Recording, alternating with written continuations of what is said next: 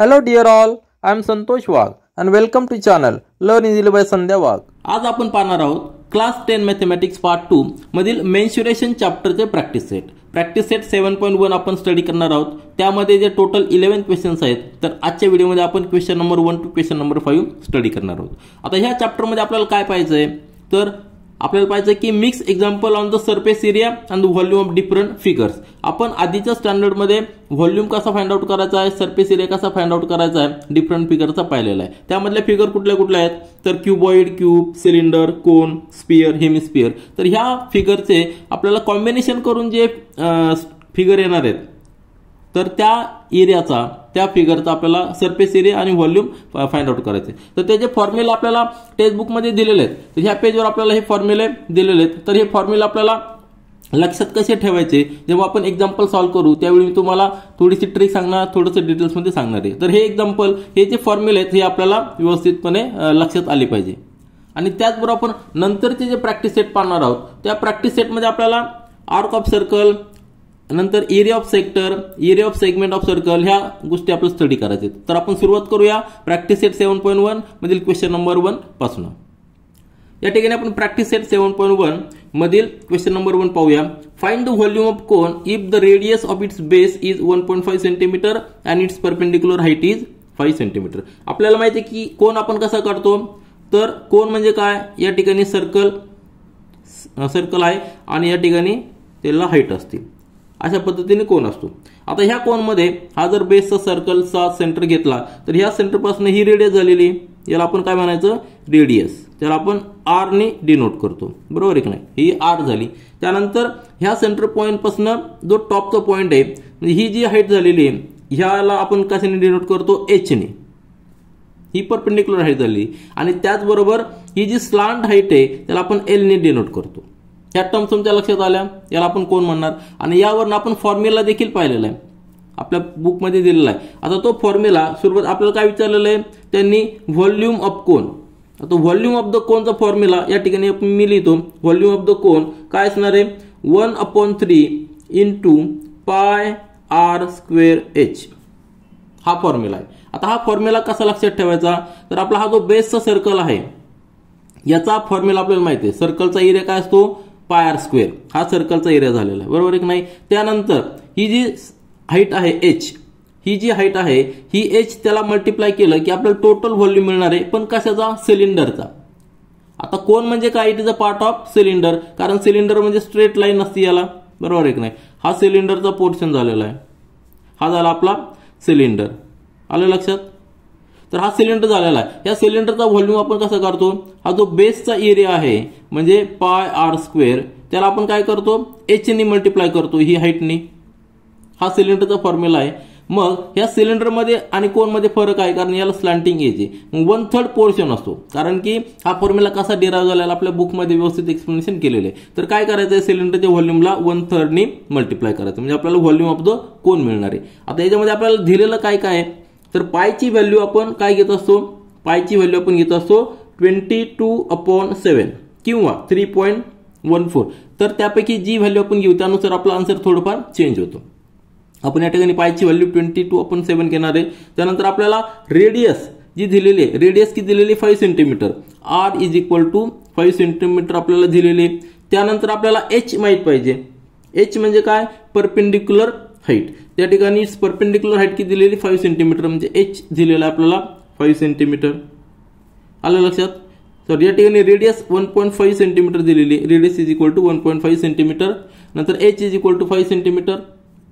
तर या ठिकाणी आपल्याला जे गिवन दिलेलं आहे आणि आपण जे अजून करणार आहोत, आता पायची व्हॅल्यू स्टँडर्ड व्हॅल्यू आहे 22/7, रेडियस दिलेली आपल्याला 1.5 सेंटीमीटर आणि एच परपेंडिक्युलर हाइट दिलेली 5 सेंटीमीटर। ह्या व्हॅल्यू मध्ये पुट केला की आपल्याला व्हॉल्यूम मिळणार आहे। आणि व्हॉल्यूमचं युनिट काय असणार आहे तर आपल्याला रेडियस आणि हाइटचं जे युनिट असणार आहे तेच सेंटीमीटर या ठिकाणी दिलेले आहे। व्हॉल्यूम म्हणजे सेंटीमीटरचा क्यूब, क्यूब म्हणजे centimetre into centimetre into centimetre, आलं लक्षात। आर 2 वेळा आहे या ठिकाणी, आर 2 वेळा आहे म्हणजे सेंटीमीटर 2 वेळा येणार आहे आणि एच 1 वेळा आहे, त्याचं युनिट सेंटीमीटर आहे म्हणजे व्हॉल्यूमचं युनिट काय असणार आहे सेंटीमीटर क्यूब, लक्षात ठेवा।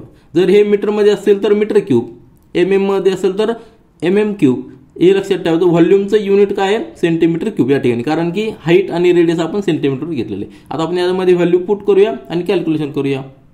तर आपण सोल्युशन स्टार्ट करूया. Volume of the cone V is equal to 1/3 into pi into R square into H, where R is the base radius, H is a perpendicular height. आणि आपल्याला ते गिवन आहे, radius of the base R 1.5 centimetre आणि height perpendicular height 5 H is equal to 5 centimetre. ह्या value या ठिकाणी put करूया. आणि पायची व्हॅल्यू आपण काय अजून केलेली आहे, पाय इज इक्वल टू 22/7.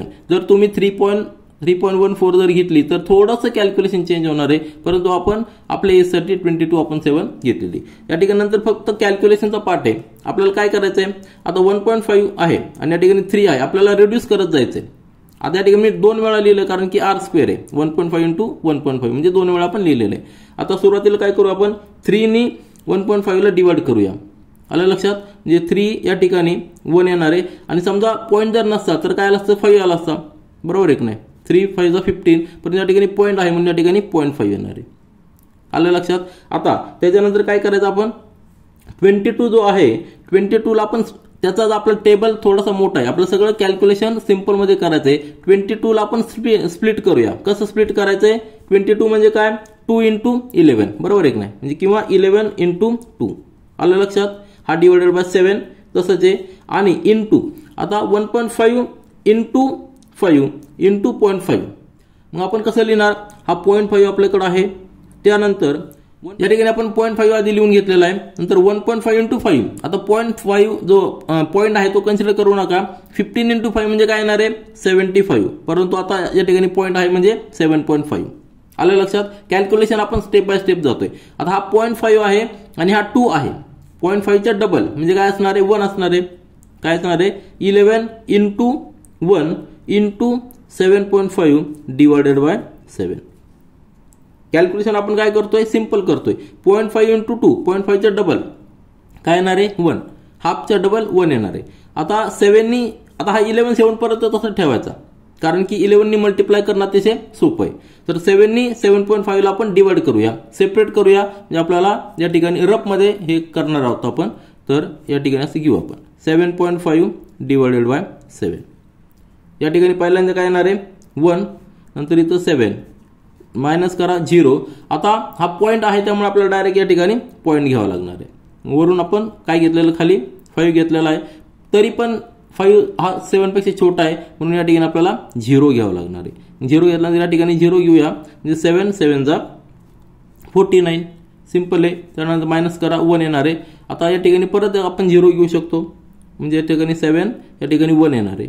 परत 7 मायनस करा 3 च्या वर एक 0 घेऊया, म्हणजे 7 4 जा 28.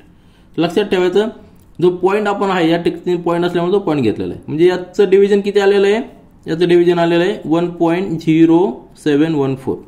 आता 11 नी मल्टिप्लाय करायचं आहे. 11 नी मल्टिप्लाय करण्यासाठी आपल्याकडे ट्रिक आहे, किंवा तुम्ही डायरेक्ट मल्टिप्लाय करा. ट्रिक म्हणजे काय, हा पॉईंट लक्षात ठेवा, शेवटचा युनिट प्लेस तसंच ठेवायचा.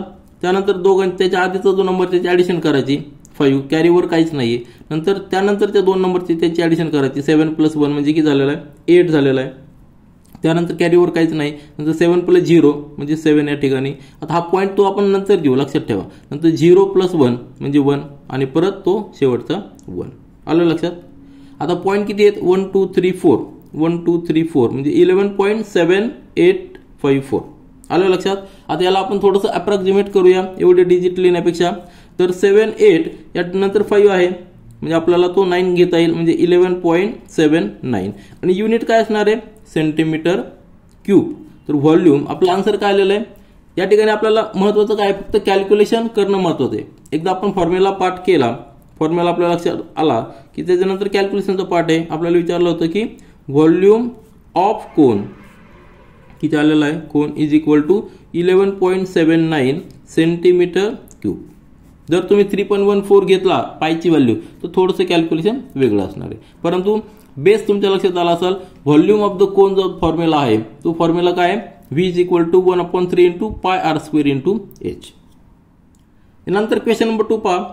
Find the volume of sphere of diameter 6 centimetre. स्पियरला फक्त एकच डायमेन्शन असतं, तो म्हणजे त्याचा डायमीटर, किंवा त्याला आपण रेडियस म्हणतो. स्पियर म्हणजे काय, तर आपण तो फॉर्म्युला पाहिलेला, फॉर्म्युला आपण जस्ट एकदा पाहूया.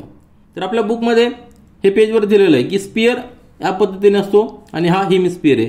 तर या स्पियरला फक्त डायमेन्शन एक असते रेडियस, किंवा आपण त्याला त्याचं डबल केलं तर डायमीटर. आपल्याला या ठिकाणी डायमीटर दिलेला आहे, त्यावरून त्याचा सरफेस एरियाचा फॉर्म्युला आहे पाय 4 × पाय आर स्क्वेअर आणि व्हॉल्यूमचा फॉर्म्युला आहे 4/3 × पाय आर क्यूब. तर हे कसे डिराईव्ह झालेले आहेत त्याचं एक्सप्लेनेशन देखील आपल्याला दिलेलं आहे. त्या ठिकाणी आपल्याला महत्त्वाचं काय, हा व्हॉल्यूमचा फॉर्म्युला आपल्याला घ्यायचा आहे आणि त्यामध्ये फक्त व्हॅल्यू पुट करायची आरची.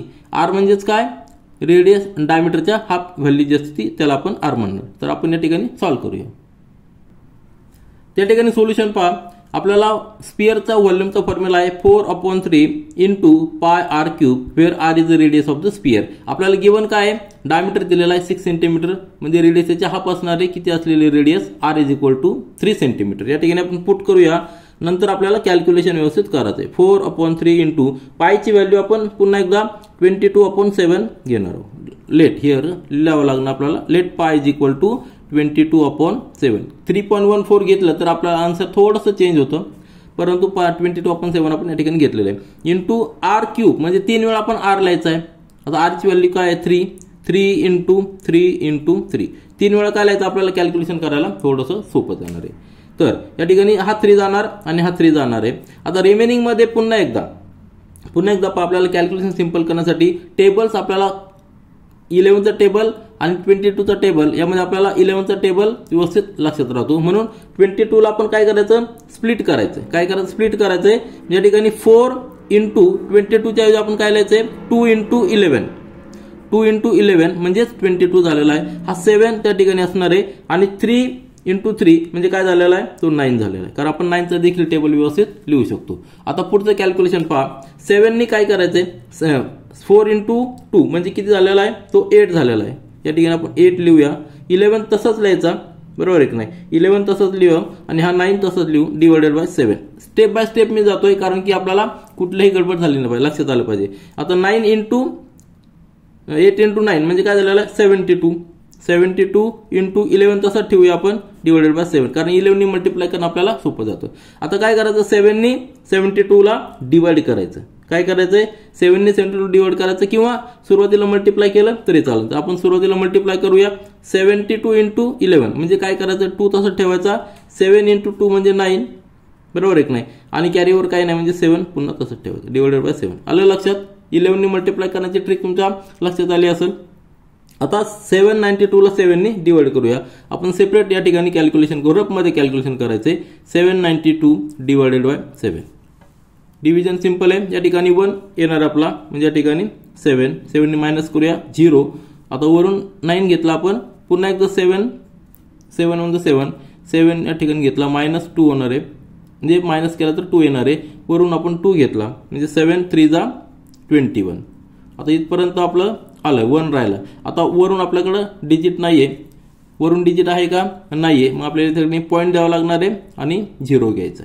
जेव्हा आपण एकदा 1च्या नंतर 0 जेव्हा येतो त्यावेळी 7ने आपण डिवाइड करतो, त्यावेळी तुम्ही 142 हे आन्सर आपलं नेहमी फिक्स असतं. काय असतं, 142. तुम्ही पहा या ठिकाणी 7 × 7 3 राहणार आहे. नंतर या ठिकाणी 3 राहिल्यानंतर 30, बरोबर आहे ना. तर 7 × 4 = 28, मायनस केल्यानंतर 2 येणार आहे.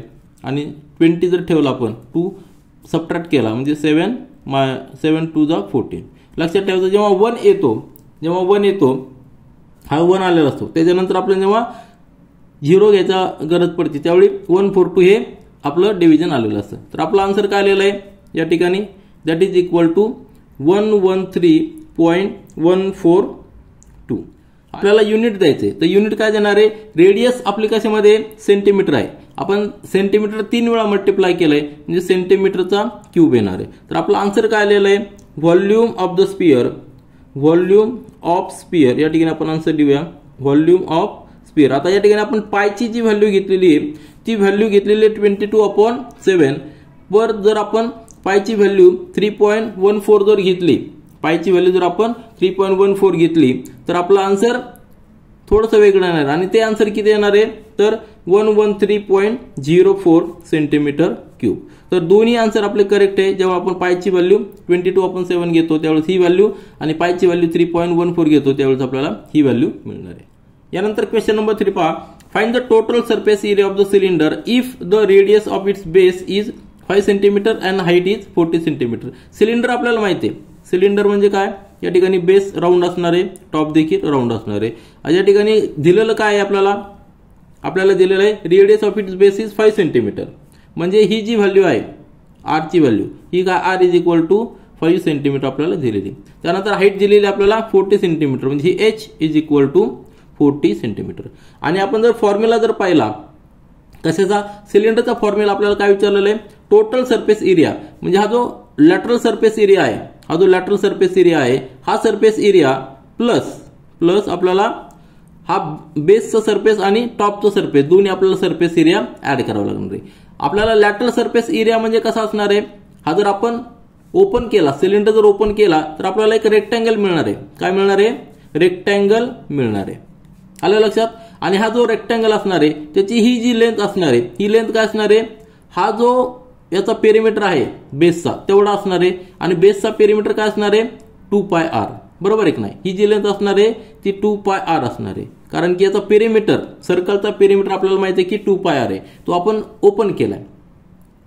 आणि जी हाईट आहे ती हाईट आपल्याला h दिलेली आहे. म्हणजे आपण लॅटरल सरफेस एरिया कसा कॅल्क्युलेट करू शकतो, रेक्टँगलच्या थ्रू 2πr इंटू h. आलं लक्षात. म्हणजे हा जो सरफेस एरिया, याचा किती सरफेस एरिया आलेला आहे, लेंथ इंटू हाईट, बरोबर आहे की नाही, 2πr इंटू h हा झालेला आहे याचा सरफेस एरिया, त्याला आपण A1 म्हणूया. त्यानंतर आपल्याला टोटल विचारलेला आहे, टोटल सरफेस म्हणजे बेसचा एरिया आणि हा देखील एरिया. तर याचा एरिया जो आहे, याचा एरिया काय आपल्याला माहिती आहे की πr², आणि याचा एरिया किती आहे πr². म्हणजे याच्यामध्ये आपल्याला ऍड करायचे आहेत दोन्हीमध्ये. याला आपण A2 म्हणूया, याला A3 म्हणूया, याला A3 म्हणूया आणि याला A2 म्हणूया. म्हणजे जर आपण सगळे जर ऍड केले A1 plus A2 plus A3 तर आपल्याला काय मिळणार आहे, टोटल सरफेस एरिया. तो किती असणार आहे, तर आपण A1 ऍड केलेला आहे 2πr इंटू h, हा A1 झालेला आहे, प्लस A2 काय आपल्याकडं πr² प्लस A3 काय आहे πr². म्हणजे आपला सरफेस एरिया जो आहे तो सरफेस एरिया आपल्याला टोटल या सिलेंडरचा मिळालेला आहे. जर आपण जर कॅल्क्युलेशन केलं टोटल सरफेस एरिया SA, ठीक आहे, तर हे जर कॅल्क्युलेशन केलं त्याच्यामध्ये कॉमन काय आहे, हा 2πrh लिहूया आपण, प्लस 2πr² प्लस 2πr² म्हणजे 2 टाइम्स πr². कॉमन घेऊ या ठिकाणी, कॉमन येणार आहे 2πr. काय झालेला आहे कॉमन, 2πr कॉमन झालेला आहे. आणि ब्रॅकेटमध्ये काय राहणार आहे, या ठिकाणी h, या ठिकाणी h राहणार आहे, या ठिकाणी r राहणार आहे. आलं लक्षात. आपण फॉर्म्युला कसा डिराईव्ह केलाय, याला आपण ओपन केला म्हणजे रेक्टँगल झालेला लॅटरल सरफेस एरिया. नंतर बेस जो आहे त्याचा एरिया आपल्याला माहिती आहे की πr² सर्कलचा, या ठिकाणी देखील πr², सगळ्यांची ऍडिशन केली तर आपल्याला हा फॉर्म्युला मिळणार आहे. तर h आणि r ह्या दोन गोष्टी आपल्याला माहित पाहिजे तर आपण याचा टोटल सरफेस एरिया कॅल्क्युलेट करू शकतो. तर हा फॉर्म्युला आपण यूज करूया आणि सॉल्व्ह करूया. तर सोल्युशन पहा, total surface area of the cylinder is 2πr into bracket h plus r, किंवा आपण r प्लस h देखील लिहू शकतो. तर या ठिकाणी पायची व्हॅल्यू आपण काय घेणार आहोत 22/7. 22/7 घेतली आणि त्यानंतर किंवा 3.14 घेतली तर आपलं कॅल्क्युलेशन थोडंसं चेंज होणार आहे, व्हॅल्यू थोडीशी चेंज होणार आहे. परंतु 3.14 ही अप्रॉक्सिमेट व्हॅल्यू आहे, त्यामुळे आपल्याला जर एक्झॅक्ट कॅल्क्युलेशन करायचं असेल तर 22/7 घेणं गरजेचं आहे. कारण की 3.14 हे आपण अप्रॉक्सिमेट केलेलं, त्याच्यानंतर देखील डिजिट्स आहेत ते आपण कन्सिडर करत नाही, म्हणून त्या ठिकाणी आपल्याला थोडंसं आन्सर थोडंसं वेगळं येतं. परंतु 22/7 जर घेतली तर आपल्याला आन्सर एक्झॅक्ट येतं. तर या ठिकाणी आपण पुट करूया 2 इंटू 22/7 इंटू r ची व्हॅल्यू किती दिलेली आपल्याला 5 सेंटीमीटर. तर या ठिकाणी 5 लिहायचा, ब्रॅकेटमध्ये h किती आहे 40 आणि r ची व्हॅल्यू आहे 5, किंवा आपण r प्लस h लिहिला तरी चालतो. फॉर्म्युला आपल्या टेक्स्टबुकमध्ये r प्लस h दिलेला आहे, दोन्हीचा अर्थ एकच आहे. आता 2 बरोबर आहे का, त्या ठिकाणी आपण काय करायचं 5 इंटू 2 म्हणजे काय झालेला आहे 10 झालेला आहे. प्लस आता 22 ला आपल्याला स्प्लिट करायचंय 2 इंटू 11. का स्प्लिट करायचं आहे, कारण आपल्याला 11 नी मल्टिप्लाय करणं सोपं जातं. डिवायडेड बाय 7 आणि ब्रॅकेटमध्ये किती येणार आहे 40 प्लस 5 म्हणजे 45. पुन्हा एकदा आपलं जस्ट सिम्प्लिफाय करतोय, या ठिकाणी आपण स्टेप बाय स्टेप जातोय. या ठिकाणी 20 इंटू 11 डिवायडेड बाय 7 इंटू 45. आता 45 ने काय करायचंय, 45 तसं ठेवू आपण, 20 इंटू 45 म्हणजे किती झालेला आहे, मल्टिप्लाय करा 45 इंटू 20 म्हणजे 900 इंटू 11 डिवायडेड बाय 7 म्हणजे या ठिकाणी 2 0 आणि या ठिकाणी 99 डिवायडेड बाय 7 तसंच आहे. आता आपल्याला 7 ने 99 100 ला डिवाइड करायचं, ते आपण रफ मध्ये करूया. तर सुरुवातीला आपण 7नी 1नी डिवाइड करूया, म्हणजे या ठिकाणी 1 येणार आहे. 1नी मल्टिप्लाय करून 7, या ठिकाणी 2 येणार आहे. त्यानंतर 9 घेतला, नंतर 7 4 जा 28, 28 सबट्रॅक्ट करूया, या ठिकाणी 1 राहणार आहे. आता लक्षात ठेवा, जेव्हा 1 येतो त्यानंतरचं जे कॅल्क्युलेशन आहे तुम्हाला मी सांगितलेलं आहे, जेव्हा 1 येतो 1ला डिवाइड करत असतो त्यावेळी ती व्हॅल्यू असते ती नेहमी लिहायची 142. आलं लक्षात. या ठिकाणी अजून कंटिन्यू होणार आहे. तर पुढचा एक डिजिट येणार, तो आपण किती येणार तो पाहूया. तरी 1 घेतला, या ठिकाणी 0 आहे ऑलरेडी, म्हणून 7 1 जा 7, या ठिकाणी 7 डिवाइड केला, 3 राहिलेला आहे, वरून 0 घेतला, आज ऑलरेडी 0 आहे म्हणून आपण पॉईंट देत नाही, लक्षात ठेवा. म्हणून 30, 7 4 जा 28. ठीक आहे, 4 इथपर्यंत आलेला आहे. त्यानंतर या ठिकाणी 2 राहणार आहे आणि या ठिकाणी आपल्याला पॉईंट द्यायचा आहे, बरोबर. हा 2 जो पॉईंटचा आहे तो कोण 0 घेतला, 7 2 जा 14, 7 2 जा 14. आता डेसिमल नंतर आपल्याला थोडंसं पुढे जायचं आपल्याला. या ठिकाणी 6 राहणार आहे आणि 7 8 जा 56, बरोबर आहे की नाही. 7 8 जा 56. तर या ठिकाणी आपण 2 डिजिट पुढे गेलेलो आहे. तर आपला आन्सर काय आलेलं आहे, या ठिकाणी आन्सर आलेलं आहे टोटल सरफेस एरिया 1414.28, 1414.28 किंवा आपण त्याला 0.3 म्हटलं तरी चालेल. मग याचा युनिट काय असणार आहे, सरफेस एरियाचं युनिट काय असणार आहे, आपण 2 डायमेन्शन 2 लेंथ मल्टिप्लाय करतोय, म्हणजे आपल्याला युनिट सेंटीमीटरचा स्क्वेअर येणार आहे, centimetre square. Total surface area आपण आन्सर या ठिकाणी लिहूया. Answer total surface area of the cylinder, total surface area of cylinder, की ज्याचं डायमेन्शन म्हणजे रेडियस 5 सेंटीमीटर आहे आणि हाईट 40 सेंटीमीटर आहे. त्याचं किती आलेलं आहे 1414.28 सेंटीमीटर स्क्वेअर. एरियाचं युनिट नेहमी सेंटीमीटर स्क्वेअर किंवा मीटर स्क्वेअरमध्ये असतं. तर हे आपलं आन्सर आलेलं आहे. पण हे कधी आलेलं आहे, जेव्हा आपण पायची व्हॅल्यू 22/7 घेतली. जर आपण पायची व्हॅल्यू 3.14 जर घेतली तर आन्सर थोडंसं वेगळं येणार आहे, तर ते थोडंसं कमी येणार आहे, कारण की त्या ठिकाणी आपण अप्रोक्सिमेशन घेतलेलं. तर हे आपलं हे आन्सर करेक्ट आहे. यानंतर आपण प्रॅक्टिस सेट 7.1 मधील क्वेश्चन नंबर 4 पाहूया. Find the surface area of the sphere of radius 7 centimetre. जेव्हा स्पियर असतो त्याला फक्त एकच डायमेन्शन असतं, ते डायमेन्शन म्हणजे रेडियस. आता स्पियर जेव्हा आपण ड्रॉ करतो तर तो स्पियर आपल्याला ड्रॉ करताना या पद्धतीने आपण ड्रॉ करतो, 2 डायमेन्शन ड्रॉ करताना अशा पद्धतीने आपण ड्रॉ करतो. तर ही जी रेडियस आपल्याला दिलेली आहे, ही रेडियस किती आहे 7 सेंटीमीटर रेडियस दिलेली आहे. आपल्याला आधीच्या क्वेश्चन मध्ये आपल्याला डायमीटर दिला होता, म्हणजे आपल्याला डायरेक्ट आर ची व्हॅल्यू दिलेली आहे 7 सेंटीमीटर. आणि फॉर्म्युला जो आहे आपल्याला काय काय कॅल्क्युलेट करायचं आहे, सरफेस एरिया कॅल्क्युलेट करायचा आहे. सरफेस एरियाचा जो फॉर्म्युला आहे तो काय, सरफेस एरियाचा फॉर्म्युला आहे तो पाय 4 इंटू पाय आर स्क्वेअर. हा कशाचा फॉर्म्युला आहे, total surface area for the sphere, total surface area for the sphere हा फॉर्म्युला आहे. यामध्ये आपल्याला फक्त आर ची व्हॅल्यू पुट करायची, कॅल्क्युलेशन करायचे, सिंपल कॅल्क्युलेशन ते आपण या ठिकाणी पाहूया. तर सोल्युशन मध्ये पहा, व्यवस्थित लिहायचे. We know total surface area of the sphere, total surface area. आता या ठिकाणी एकच एरिया असतो, स्पियरला एकच area, total surface area of the sphere. जेव्हा आपण सिलेंडर घेतो, कोन घेतो, त्यावेळेस वेगवेगळे एरिया येतात. तर या ठिकाणी स्पियरला एकच आहे total surface area of the sphere. त्याचा फॉर्म्युला आहे 4 इंटू पाय आर स्क्वेअर आणि आरची व्हॅल्यू आपलं 7 सेंटीमीटर दिलेली. पुन्हा एकदा आपण पायची व्हॅल्यू, लेट पायची व्हॅल्यू इज इक्वल टू 22/7, कारण की का आपल्याला एक्झॅक्ट व्हॅल्यू या ठिकाणी मिळते. तर पुट करूया 4 इंटू पायची व्हॅल्यू 22/7, आर स्क्वेअर आहे म्हणजे 2 वेळा आपल्याला आर ने मल्टिप्लाय करायचे. आरची व्हॅल्यू किती आहे 7 इंटू 7.